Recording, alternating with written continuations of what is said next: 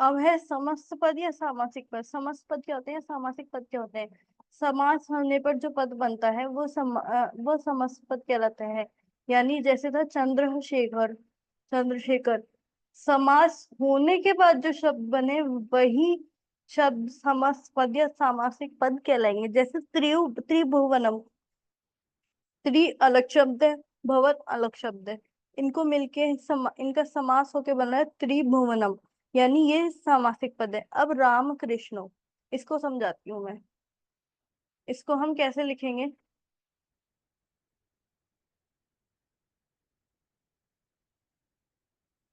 रामः च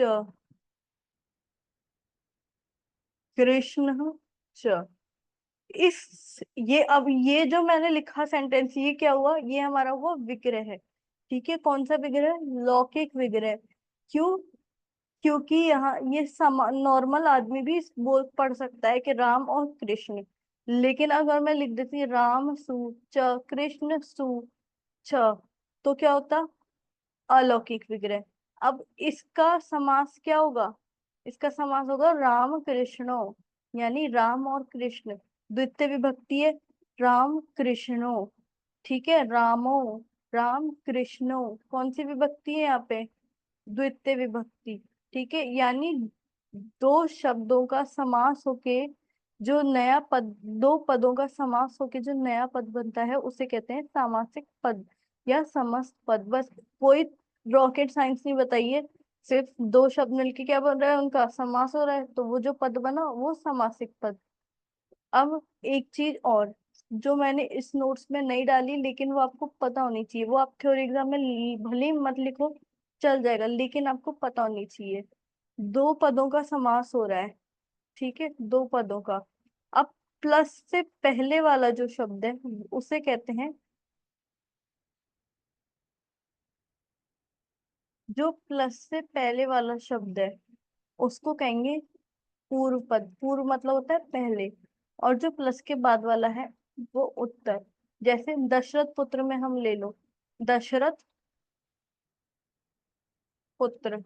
दशरथ क्या हुआ? पूर्व पद। और पुत्र क्या हुआ? उत्तर पद। ये आपको पता होना चाहिए, पूर्व पद कौन सा होता है, उत्तर पद कौन सा होता है। ये संधि में भी काम आता है, और ये समास में भी काम आता है, और ये पूरी संस्कृत में काम आता है। समास में संधि में क्या होता है? संधि किसकी होती है? वर्णों की। और समास किसका होता है? पदों का। यानी समास में पूर्व पद उत्तर पद होंगे, संधि में पूर्व वर्ण और उत्तर वर्ण होगा। ठीक है, अब आगे चलेंगे।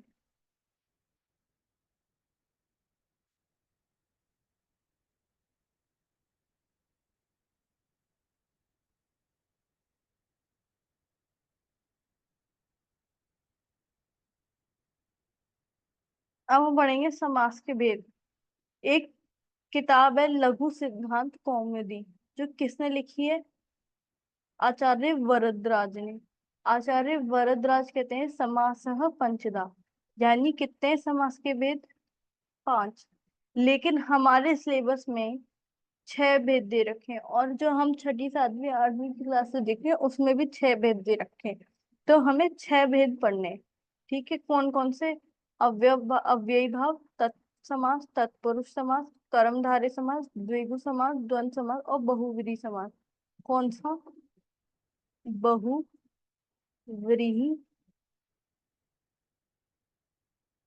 समास। ये इसमें लिखा बहुव्रीहि है, पर मेरे लैपटॉप में मेरी स्लाइड नीचे और हो नहीं रही है। ठीक है, कौन सा है? बहुव्रीहि समास। अब ऐसा क्यों कि इन्होंने पांच बताए और इन्होंने छह? तो आज हमने क्या पढ़ा? समास। समास में हमने सबसे पहले पढ़ा कि समास शब्द कैसे बनाए। ठीक है, फिर हमने उसकी डेफिनेशन पढ़ी। अनेक पदानाम एक पदी भवनम समासा, ये हमें याद करनी है। फिर हमने इसकी दूसरी डेफिनेशन पढ़ी। ठीक है, अब इसमें क्वेश्चन कैसे बनेगा? एक क्वेश्चन तो ऐसे बनेगा कि अनेक पदानाम एक पदी भवनम किम। एमसीक्यू आ जाएगा, अनेक पदानाम एक पदी भवनम किम। और ऑप्शन होंगे संधि, समास, उपसर्ग, प्रत्यय। यानी इसका मतलब क्या हुआ? अनेक पद का एक पद होना किस कौन सी विधि के अंतर्गत आता है? समास के अंतर्गत। तो एक क्वेश्चन तो ये हो गया, ठीक है। फिर फिर हमने ये डेफिनेशन पढ़ी, इसका एग्जाम्पल हमने पढ़ा, अनेक पद का एक पद होना, जैसे चंद्रशेखर का चंद्रशेखर। ठीक है, वीणा पानी का वीणा है जिसके हाथ में, अर्थात सरस्वती। फिर तीसरी हमने डेफिनेशन पढ़ी कि विभक्ति लुप्यते। यहाँ क्या है, ये गलत लिखा हुआ है यहाँ पे, ठीक है। यहाँ शब्द क्या होगा, विभक्ति लुप्यते। क्या होगा, विभक्ति लुप्यते यत्र तद अर्थस्तु प्रतीयते पदानाम च एक पदम च समास सो अभिधीयते। मैं इसको अपने नोट्स जो मैं आपको प्रोवाइड करूंगी उसमें मैं इसको सही कर दूंगी, ठीक है। जहां इसका अर्थ क्या है, जहां विभक्तियों का लोप हो जाता है परंतु उनका अर्थ प्रतीत होता है। यानी विभक्तियों का लोप हो गया, लेकिन जो नया शब्द बना है उसमें उन विभक्तियों का अर्थ प्रतीत हो रहा है, और अनेक पद मिलकर एक पद बन रहे हैं, उसे समास कहते हैं। ठीक है। हमने क्या करा, सबसे पहले यूनिवर्सिटी एग्जाम में कैसे लिखना है, सबसे पहले समास बना कैसे है, दूसरे फिर उनकी तीनों डेफिनेशन और उनके एग्जाम्पल साथ ही साथ में।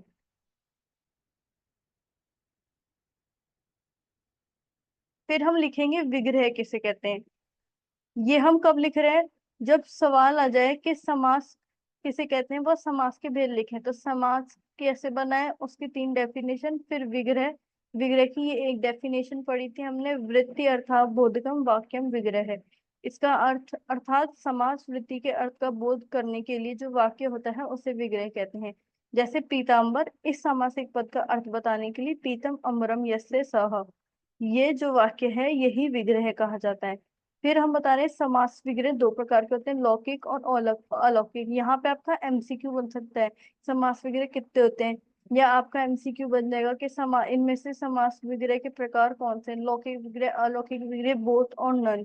ठीक है, या कुछ और दे सकते हैं, ये क्वेश्चन बन जाएगा इस पे ये। ठीक है, फिर इसकी हम एग्जाम्पल दे सकते हैं, दोनों के, लौकिक विग्रह और अलौकिक विग्रह के। अच्छा, अलौकिक विग्रह मैंने आपको बता दिया कि कैसे बनता है, तो आप कोई और एग्जाम्पल भी दे सकते हो। बस आपको ये पता होना चाहिए कि प्रत्यय क्या होते हैं। जैसे दशरथ से, ये देशरथ नहीं है, यहाँ पे सेकंड वाले में जो लिखा है यहाँ पे ये देशरथ गलत लिख गया हुआ गया है, यहाँ पे दशरथ आएगा। मैं जब आपको नोट्स प्रोवाइड करूंगी मैं उसमें इसको सही कर दूंगी, ठीक है।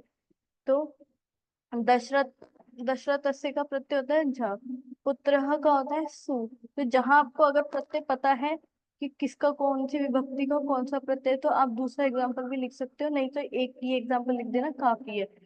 फिर समास पद या सामासिक पद, ये आप थ्योरी में नहीं लिखो तो भी चल जाएगा, लेकिन ये आपको पता होना चाहिए क्योंकि एमसीक्यू में आ जाएगा सामासिक पद किसे कहते हैं। तो आपको ये पता होना चाहिए जो पद समास से बना है, यानी जिन पदों का समास हुआ है वो सामासिक पद है। समास के भेद मोस्ट इंपॉर्टेंट है, समास पंचदा भी मोस्ट इंपॉर्टेंट है, और समास के ये छह भेद ये भी मोस्ट इंपॉर्टेंट है। ठीक है, आपका एमसीक्यू आ जाएगा इन पे। अगर एमसीक्यू में आया 5, 4, 6 बोथ, तो किस पे टिक करोगे, बोथ पे। लेकिन आया 4, 5, 6, 7, तो किस पे टिक करोगे, 6 पे, क्योंकि हमारे सिलेबस में 6 दे रखे हैं। और अगर आप थ्योरी में लिखोगे तो इसी तरीके से लिखना है जैसे मैंने लिखा है। अगले, आज के लिए बस इतना ही। अगले लेक्चर में हम समास के भेद चालू करेंगे। इस वीडियो के इन नोट्स को लिखने की कोई भी जरूरत नहीं है, ये नोट्स मैं आपको प्रोवाइड करा दूंगी, या तो आप मेरे इंस्टाग्राम पे मैसेज कर दीजिएगा तो मैं आपको सेंड कर दूंगी, या फिर मैं कोशिश करूंगी कि वीडियो के लिंक में ही ये नोट्स डाल दूं।